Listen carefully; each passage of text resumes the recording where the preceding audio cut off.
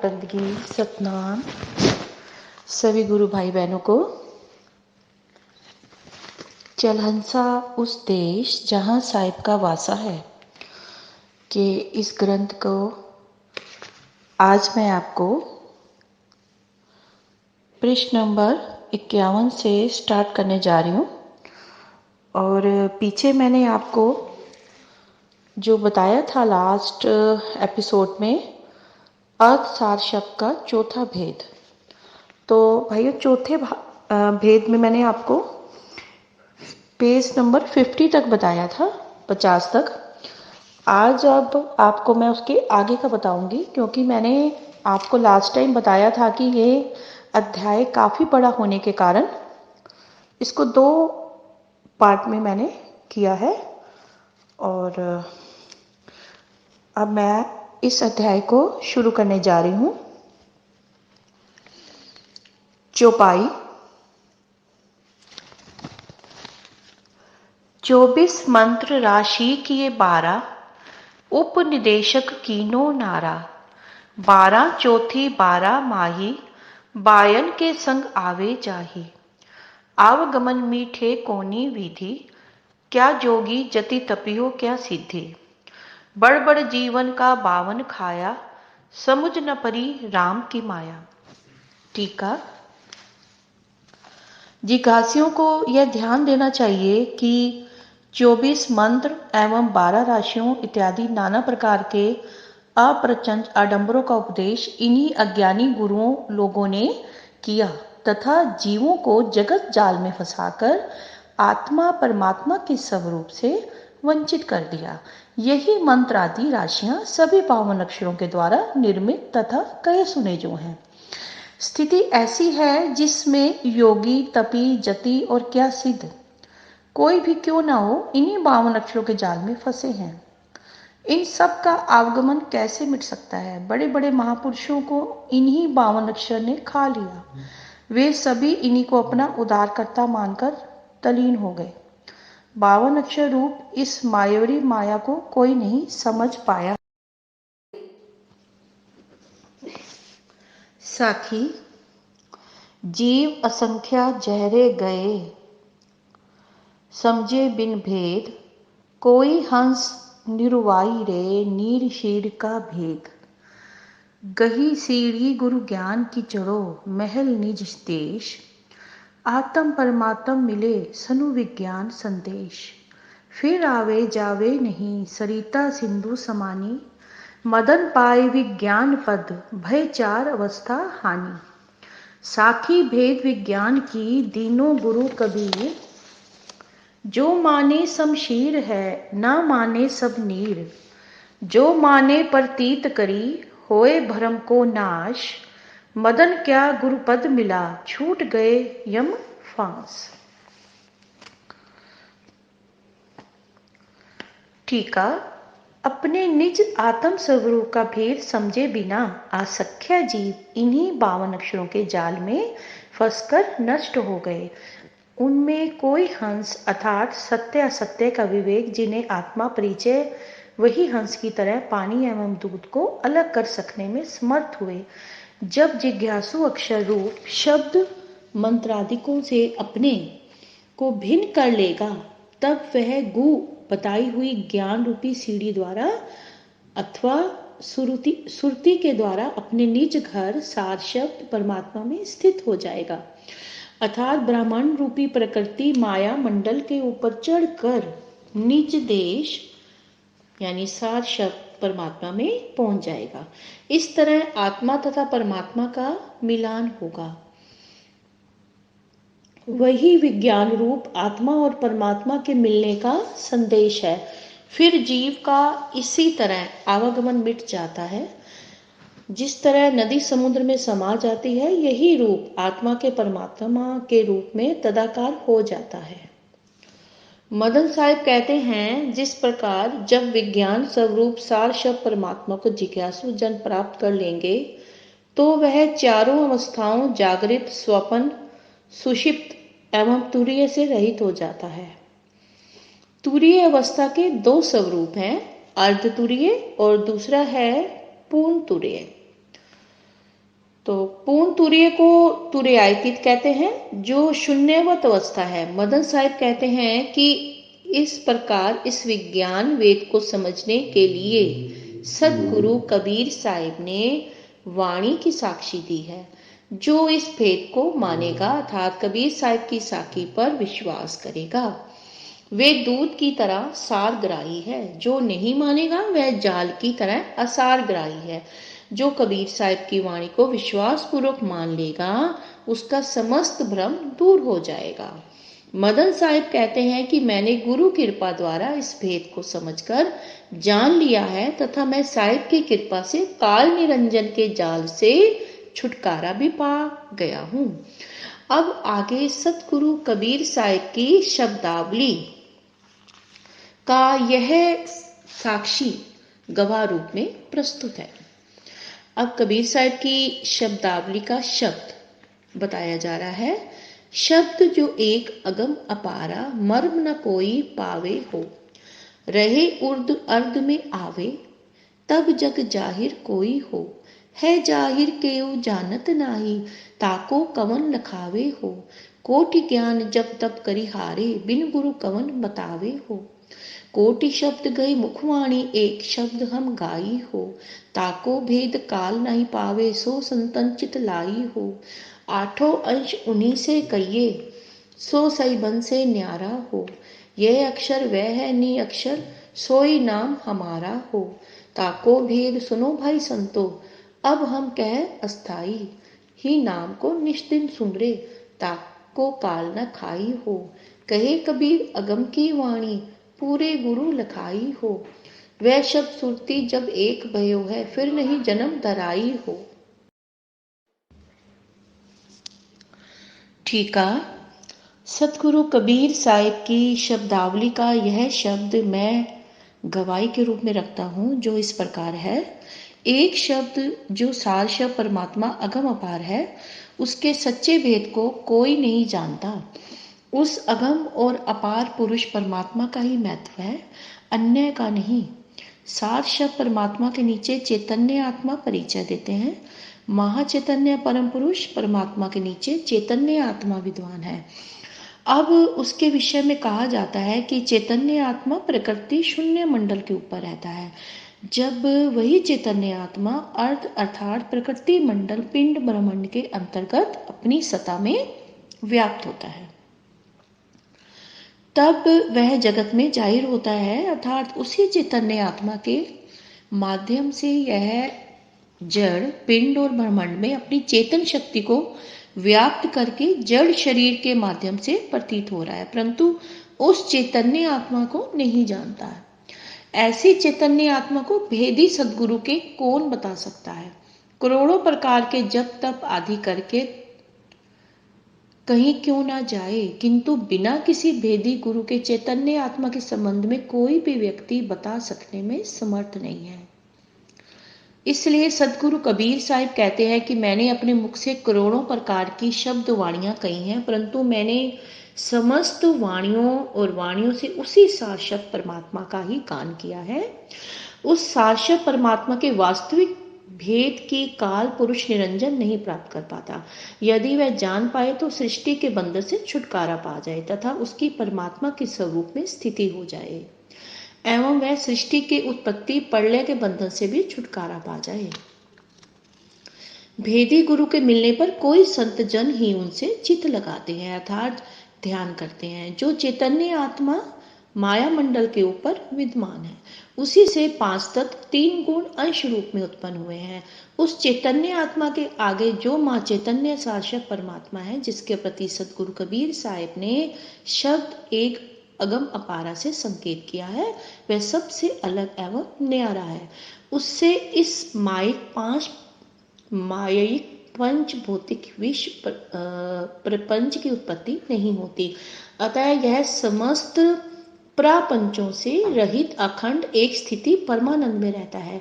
यह चैतन्य आत्मा जो उद्र में रहती है, जिससे पांच तत्व तीन गुणों का विस्तार हुआ है, वह अकह अकार रूप चैतन्य ज्ञान में ही है, किंतु सत्य पुरुष महाचैतन्य नियक्षर रूप साक्षात परमात्मा है। वही माँ चैतन्य परमात्मा हमारा वास्तविक मूल स्वरूप है, ऐसा सतगुरु कबीर साहब कहते हैं। सतगुरु कबीर साहब कहते हैं कि उस शाश्वत परमात्मा का जो वास्तविक भेद है उसको, हे संतों तथा जिज्ञासु जनों, आप सभी ध्यान पूर्वक सुनो। अब उसके संबंध में विवेचन करके विस्तार पूर्वक कहता हूं कि जो जिज्ञासु उस विधेय नाम शाश्वत मां चैतन्य परमात्मा को दिन रात स्मरण करता है, ऐसे भक्त जिज्ञासु को काल नहीं खा सकता। सदगुरु कबीर साहब कहते हैं कि मां चैतन्य परमात्मा का परिचय कराने वाली यह हमारी वाणी है। अतः उस परमात्मा की प्राप्ति के विशुद्ध भेद को कोई पूरा भेदी गुरु ही लगा सकता है। जब उस विधेय शाश्वत परमात्मा में जिज्ञासु साधक की सुरति एकाकर हो जाती है, फिर उसको जन्म मरण के बंधन में फिर नहीं बंधना पड़ता, अर्थात वह मुक्त हो जाता है।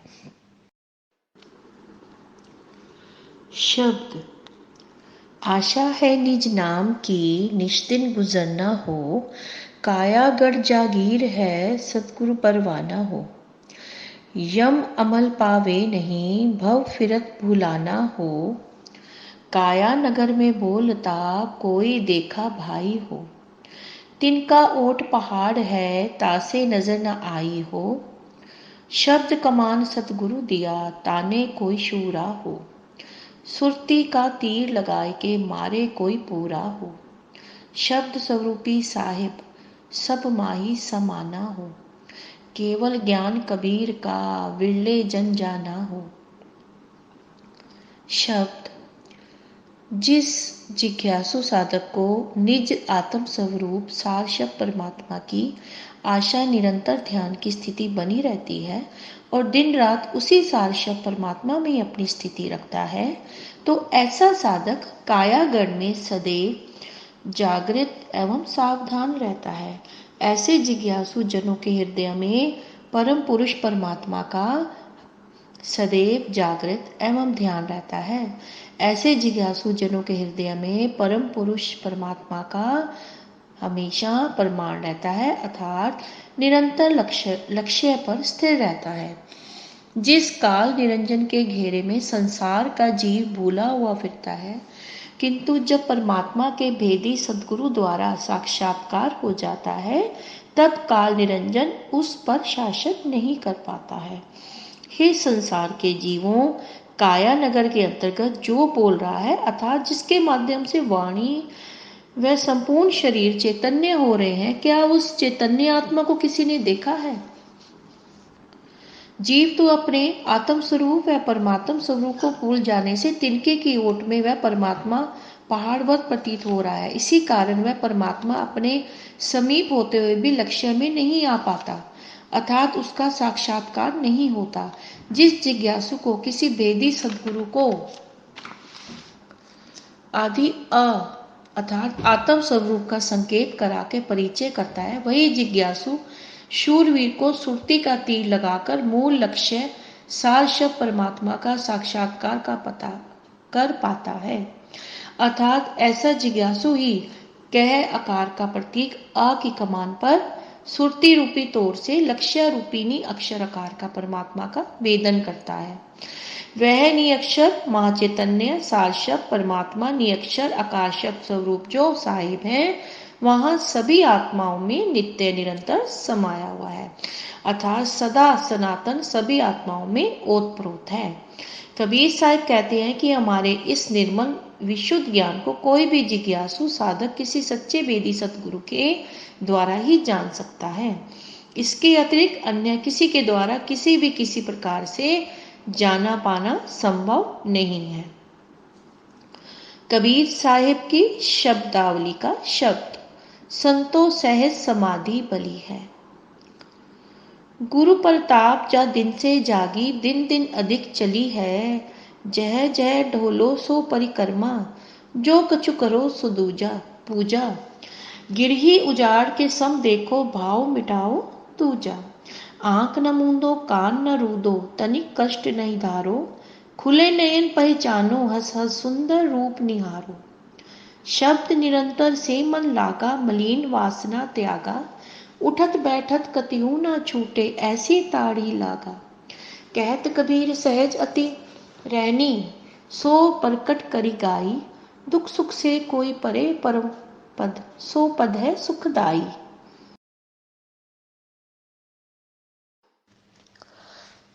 टीका। सतगुरु कबीर साहिब कहते हैं कि हे संतों अर्थात हे जिज्ञासु जनों, उस महाचैतन्य सार शब्द परमात्मा की प्राप्ति के लिए चैतन्य ज्ञान समाधि ही सर्वोत्तम है। अभ्यासी साधक की अंतरदशा का सच्चा चित्रण सतगुरु कबीर साहिब इस प्रकार कह रहे हैं। गुरु कृपा से हमारी सूरत जिस दिन से जाग गई और सार शब्द परमात्मा में लग गई, तो उस दिन से दिन प्रतिदिन अधिक से अधिक बढ़ती ही जा रही है। और जब उस सार शब्द परमात्मा में स्थित हो गई, तो तब उस साधक की यह दशा होती है। जहां जहां मैं उस सार शब्द परमात्मा के चिंतन ध्यान में विचरण करता हूँ, वह सब हमारी परिक्रमा है। और जिस रूप में उसका ध्यान चिंतन करता हूँ, वही हमारी पूजा है। ऐसे साधक के गृहस्थ आश्रम की दशा जंगल के समान हो जाती है। इस सहज चैतन्य समाधि के साधन में आंख कान आदि मूंदने की आवश्यकता नहीं है, अर्थात जड़ कारणों का सहारा नहीं लेना पड़ता और ना ही किंचित शारीरिक कष्ट उठाना पड़ता है। सुरती ज्ञान नेत्रों के खुलने पर साहेब का साक्षात्कार हो जाता है तथा शारीरिक सभी अणु परमाणु सार शब्द की अनुभूति में गदगद हो जाते हैं। जब उस सार शब्द परमात्मा में निरंतर ध्यान लग जाता है, तो मन के अंदर बसने वाली समस्त मलिन वासनाएं अपने आप समाप्त हो जाती हैं। फिर ऐसे साधक की यह दशा हो जाती है कि उठते बैठते चलते चलते सार शब्द की स्थिति कभी टूटती ही नहीं। ऐसे साधक का सार शब्द परमात्मा में अखंड ध्यान लग जाता है। कबीर साहिब कहते हैं कि वह उस सहज चैतन्य समाधि की साधन प्रक्रिया है, जिससे प्रत्यक्ष रूप में साधकों के कल्याणत मैंने स्पष्ट रूप में कह दी। उस सार परमात्मा का परमानंद संसारिक दुख सुख से सर्वथा परे है। वह सार परमात्मा ही सच्चा सुख प्रदान करता है, अर्थात परम शांति देने वाला है। चौपाई। एके ब्रह्म और नहीं कोई, सर्वथा रमा कबीर है सोई। नहीं कबीर नहीं धर्मदासा, अक्षर एक सब घटिए निवासा। वाही को सत्पुरुष कहिए, आदि अनंत अक्षर होए रहिए। तुम धर्माणी अक्षर सत्य मानो, दूजी बात न मनु कछु आनो। टीका। इस प्रकृति माया मंडल के अंतर्गत एक ब्रह्मांड चैतन्य आत्मा ही सर्व प्रधान है, अर्थात 5 तत्व 3 गुण 25 प्रकृतियां तथा 52 अक्षरों का प्रकाश साक्षी दृष्टा ब्रह्मा ही आत्मा है। उस चैतन्य आत्मा के अतिरिक्त ओहम सोहम रंकार आदि जड़ शब्द पदार्थ कोई भी उससे प्रधान नहीं है। वह चैतन्य प्रत्येक घंटों में रमा हुआ है। आत्मा चैतन्य जैसा स्वरूप सदगुरु कबीर का भी है, अर्थात चैतन्य आत्मा का स्वरूप अखय आकार रूप है। वह जीव आत्मा आत्म सत्ता से जड़ पदार्थों में लिप्त होने का अंतर है। नाम एवं रूप दोनों ही इंद्रियगत होने के कारण 5 तत्व एवं 52 अक्षरों के अंतर्गत है।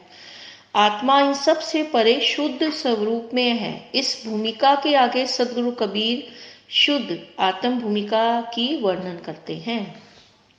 नाम रूप से परे जो आत्मा का शुद्ध स्वरूप है, उसे ना तो कबीर कहा जाता है और ना धर्मदास, ना राम, ना कृष्ण, ना ब्रह्मा, ना विष्णु, ना शिव आदि, अर्थात वह शुद्ध निर्लिप्त आत्मा नाम एवं दोनों से सर्वथा परे है।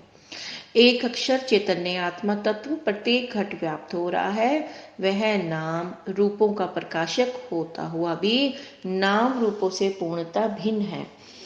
वह शुद्ध चैतन्य आत्मा सब स्वरूप से भिन्न होने पर भी स्वरूप को मोह में लिप्त होने के कारण नाम रूप को वह स्वयं का स्वरूप समझ बैठी है। यही नहीं, इन नाम रूपों को लेकर अपना स्वामी उद्धार करता भी मान लिया है।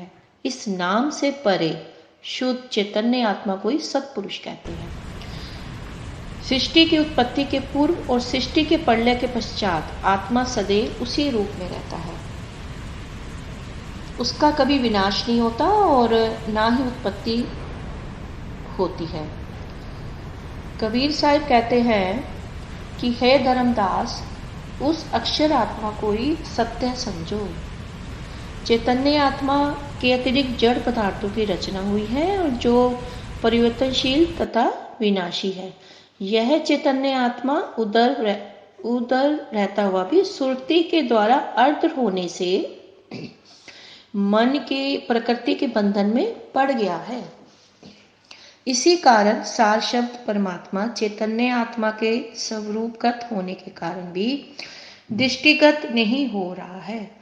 इतना ही नहीं, चैतन्य आत्मा की सुरति वह स्वरूप से हटकर मन एवं शरीर के इंद्रियों और जड़ पदार्थों में इतनी लिप्त हो गई है कि उसे स्वरूप का बोध ज्ञान यानी ख्याल ही नहीं रहा। साखी, सुरती फंसी संसार में तासे पड़ गई दूर, सुरत बांध स्थिर करो आठों पहर हजूर। अक्षय होए अक्षर गए अक्षर है उपदेश, अक्षय डोरी चढ़ी जाय जीव अक्षय राज के देश। हे जिज्ञासु, टीका, हे जिज्ञासु जनों, ध्यान पूर्वक सुनो। आप किसी भेदी सदगुरु की शरण में जाकर अपने चैतन्य आत्म स्वरूप को जानो। जब भली प्रकार समझ में आ जाए तब अपनी सुरती को उधर करके संसार से हटाकर दशम द्वार पर केंद्रित करने का प्रयास करें। आत्म स्वरूप में स्थित करो। ऐसा करने से वह परमात्मा आठों पहर निरंतर तुम्हें अपनी निकट की ओर दिखाई देता रहेगा। जो साधक उस अक्षर शाश्वत परमात्मा को अपनी सुरती के द्वारा पकड़ लेता है तो वह जन्म मरण के बंधन से छूट जाता है। कबीर साहब कहते हैं कि मेरा उपदेश उसी शाश्वत परमात्मा की प्राप्ति का है। जब वह जीव उस अक्षय डोर को पकड़कर महाचैतन्य शाश्वत में स्थिर कर लेता है तो सदा के लिए अक्षय राज्य की प्राप्ति कर स्वयं परमात्मा स्वरूप में मिल जाता है।